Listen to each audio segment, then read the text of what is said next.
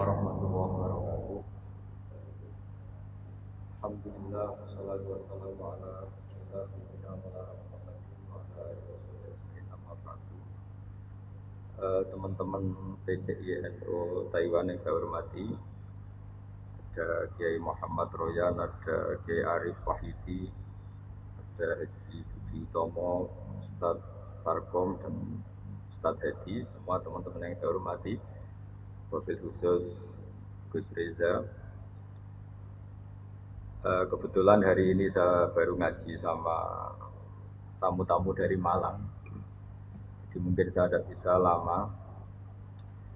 Tapi saya pastikan bahwa materi siang ini akan saya isi dengan kitab Abu Abdul Farad karangan Sayyid Muhammad bin Alawi Al-Maliki, sebagai referensi atau sebagai pegangan tradisi NU Nahdlatul Ulama, di mana di antara tradisi yang sering dilakukan itu melafadzkan kalimat-kalimat thayyibah yang kebetulan dipakai tahlil 1 sampai 7 hari atau 40 hari atau 100 hari. Ini penting saya sampaikan supaya bahwa kalimat itu tetap kalimat thayyibah. Kalimat thayyibah itu la ilaha illallah Muhammadur Rasulullah, di mana keramat kalimat ini adalah orang yang kafir 70 tahun gara-gara melafadzkan kalimat ini menjadi berhak masuk surga. Di Quran dijelaskan qulil ladzina kafaru iyantahu yufar lahum ma qad salaf. Jadi kalau orang kafir mau mengakhiri kafirnya dengan melafadzkan kalimat thayyibah, maka kesalahan masa lalu itu akan dihapuskan. Jadi kalimat ini benar-benar sakti, di mana orang yang kafir 70 tahun saja bisa menjadi muslim, bisa menjadi mukmin dan langsung berhak menjadi ahli surga. Kemudian kalimat ini kebetulan nasibnya itu ketika dipakai tahlilan, dipakai ziarah kubur itu terus menjadi tersangkal. Ini yang PR. Seakan-akan sudah ada kalimat thayyibah lagi, hanya kebetulan dipakai di kuburan, dipakai mitung dinani mayit, 7 harinya mayit dan sebagainya. Maka saya sebagai pemerhati itu, saya pastikan bahwa kalimat itu tetap kalimat thayyibah, dan dia tetap kalimat thayyibah entah dibaca di masjid, entah dibaca di kuburan, entah dibaca pas 7 hari dan 40 hari dan seterusnya. Karena status kalimat ini kalimat yang luar biasa. Sehingga Ibnul Qayyim dalam muqaddimah kitab Zadul Ma'ad ini, supaya teman-teman melafadzkan kalimat ini lebih lebih masuk.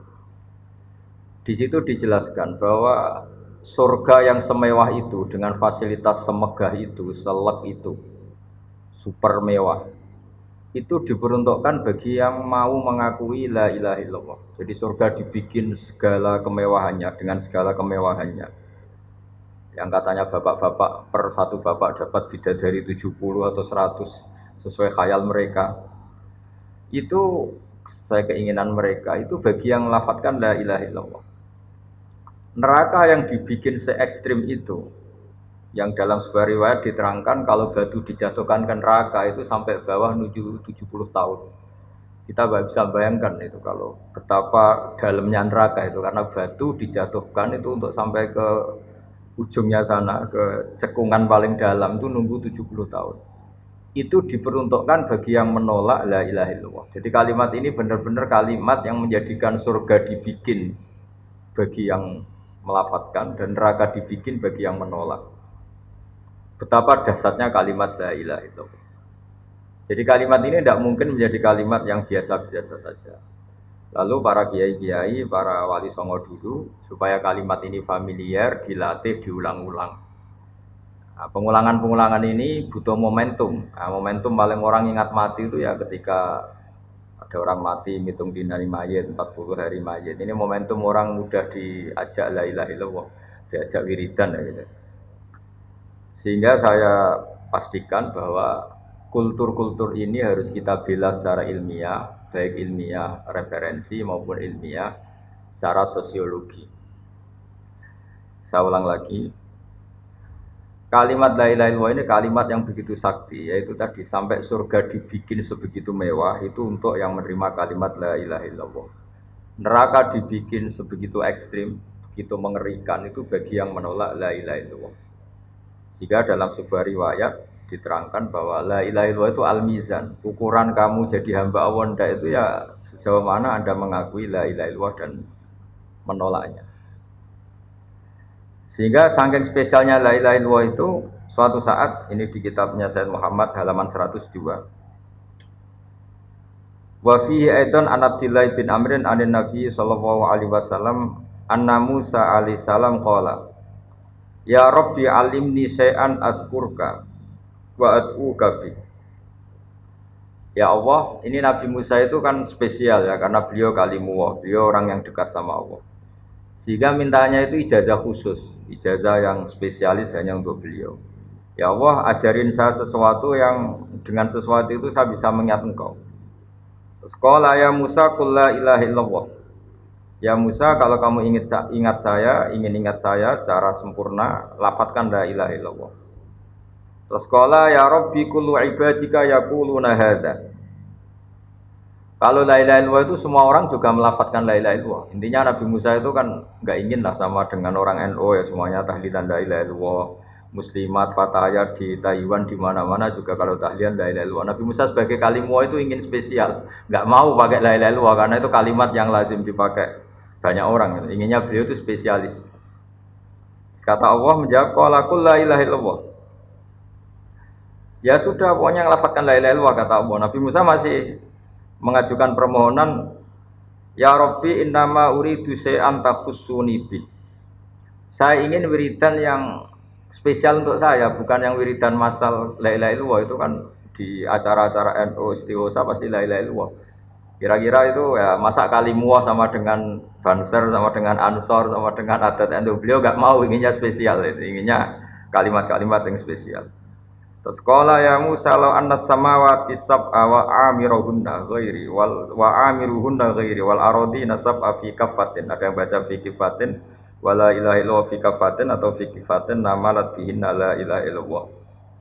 Sudah Musa, yang bisa menandingi beratnya langit bumi itu hanya la ilaha illallah. Kamu jangan minta kalimat yang aneh-aneh. Itu kalimat yang andaikan ditimbang dengan langit bumi itu pasti tetap unggul la ilaha illallah.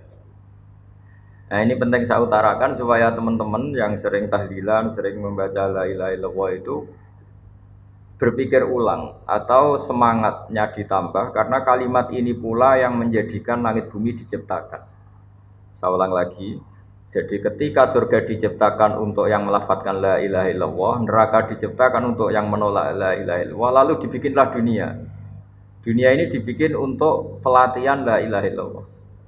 Lalu butuh pelatih, maka diutusnya para rasul supaya melatih la ilaha illallah Muhammadur Rasulullah. Nah, saking begitu spesialnya kalimat ini, sampai ketika Nabi Musa minta doa khusus atau ijazah khusus, tetap saja ijazah dari Allah disuruh melafadzkan la ilaha illallah. Jadi kalimat ini penting sekali.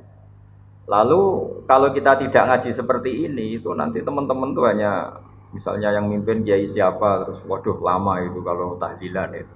Kalau yang mimpin kiai siapa, wah itu tahlilannya begini. Jadi menyoal lama tidaknya tahlilan itu sejauh mana kita memahami la ilaha illallah. Kalau kita memahami la ilaha illallah adalah kalimat spesial, maka kita menghormati pada orang mukmin yang lain juga gampang. Karena orang-orang mukmin yang kita kira orang biasa atau bahkan orang rendahan, kita tidak bisa menganggap itu orang rendahan karena dia adalah orang yang min ahli la ilaha illallah. Jadi orang menghormati mukmin yang lain itu bergantung cara pandang. Ketika kita cara pandang la ilaha illallah itu spesial, maka pelafadznya siapapun itu akan spesial di mata kita karena dia min ahli la ilaha illallah. Tapi kalau kita menganggap la ilaha illallah itu biasa saja, maka kita akan menganggap yang melafadzkan itu biasa saja. Itu keliru besar. Kalimat ini adalah kalimat yang andaikan kesalahan kita seberat langit dan bumi dibandingkan kalimat ini, pasti yang unggul kalimat ini. Sehingga dalam satu riwayat ada orang yang salahnya itu banyak sekali. Ini saya baca ya, ada kata ini di riwayatnya Ahmad bin Hambal. Kata Rasulullah sallallahu alaihi wasallam, "Inna Allaha ta'ala yastakhlisu rajulan min ummati ala ru'usil khalaiq." Ada orang dipinggirkan Allah, dipanggil sendiri, kemudian dipertontonkan di depan banyak orang. Fayan suruh ali tis'atan wa tis'ina sijilan. Dia dipertontonkan ke khalayak rame bahwa ada box kesalahan 99 box kesalahan, 99 kotak kesalahan. Kullu sijilin minha misumatil basar. Setiap box itu sepanjang mata melihat. Jadi saking besarnya per box. Per boxnya itu sepanjang mata melihat. Ya kira-kira per kesalahan itu berdurasi 10 kilo lah.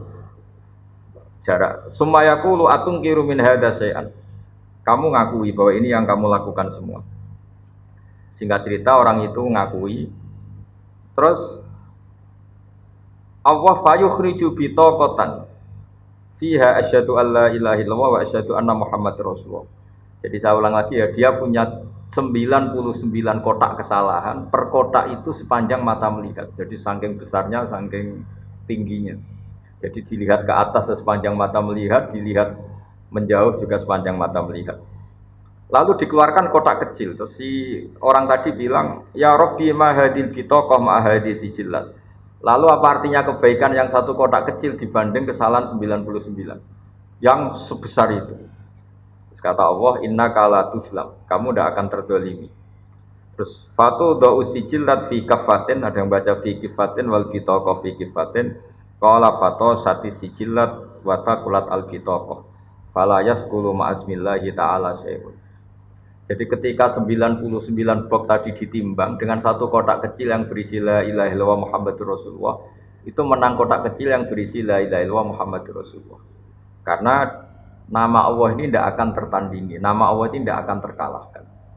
Jadi ibaratnya beginilah, para malaikat itu kalau ditanya, ini satu timbangan kecil tapi ada nama Allah, dengan yang sebesar itu, sebanyak itu tapi tidak ada Allahnya, tentu malaikat akan milih yang ada Allah, yaitu la ilaha illallah. Jadi ini penting saya utarakan supaya para pelafaz la ilaha illallah itu meyakini bahwa kalimat ini spesial, sehingga tidak risau, tidak susah ketika itu dituduh bid'ah atau dituduh khurafat, karena kalimat ini tetap thayyibah. Kalimat ini tetap spesial. Bahwa guru-guru kita ngajarin ketika untuk 1 hari mayat atau 7 hari itu kultur saja. Sehingga orang NU sendiri ya jangan melafatkan itu nunggu diundang tahlil. Kalau diundang tahlil melafatkan itu, kalau ndak itu ya keliru juga. Itu ya sama saja salah, itu kalimat yang spesial kalau kita bacanya pendak diundang tahlil itu juga salah. Tapi salah juga kalau kalimat ini menjadi tidak spesial hanya karena tuduhan-tuduhan kita dianggap khurafat atau bid'ah. Jadi saya pastikan bahwa kalimat ini spesial berdasar hadis yang disebut oleh Sayyid Muhammad qad akhraja Ahmad wan Nasa'i wa Tirmidzi aidan min hadits Abdullah bin Amr. Terus saya cek di beberapa kitab, di kitab Ithaf itu ada di juz 14 halaman 636, diperkuat lagi oleh kitab Ithaf yaitu karangannya Said Zabidi Syarah Ihya. Jadi di kesempatan yang baik ini saya mohon kalau melakukan wiridan yang diajarkan para guru itu pastikan referensinya secara detail. Kemudian barokahnya referensi itu kita tidak gamang, tidak risau, tidak gentar kalau mengalami tuduhan yang macam-macam. Karena kalimat ini tetap kalimat thayyibah. Status permanennya itu kalimat thayyibah. Bahwa, itu saya ulang lagi, bahwa mungkin kita baca itu dianggap nggak tepat waktunya atau nggak tepat momentumnya. Itu urusan kita. Tanpa dituduh yang lain pun kalau kita punya etika nggak boleh baca itu ketika di kamar mandi atau ketika kondisi kita sedang tidak baik dan sebagainya dan sebagainya. Jadi saya pastikan kata Ibnul Qayyim ketika ngendikan fadilahnya la ilaha illallah, beliau ngendikan kalimat ini itu kalimat yang menjadikan surga dibikin. Ukurannya ya gampang, yang menerima kalimat ini. Neraka yang begitu ekstrim, begitu horor, menakutkan, dibikin juga bagi yang menolak kalimat ini. Betapa kalimat ini yang menjadikan ada surga dan neraka. Ukurannya ya kalimat ini, yang melafadzkan atau yang menolak. Nah dengan spesial kalimat itu, maka terus kiai-kiai mentradisikan supaya sering dibaca. Satu-satunya momentum yang orang kumpul ya tadi, pas istighosa, pas tahlilan, pas ada orang meninggal, atau pas istisqa, pas ya sudah seperti itu. Terus yang terakhir dalam madzhab Abdul Hasan Asyadzili, kalimat itu harus diulang-ulang karena kalimat itu kalau kamu baca secara benar itu menjadikan alasan kamu diampuni dosa kamu.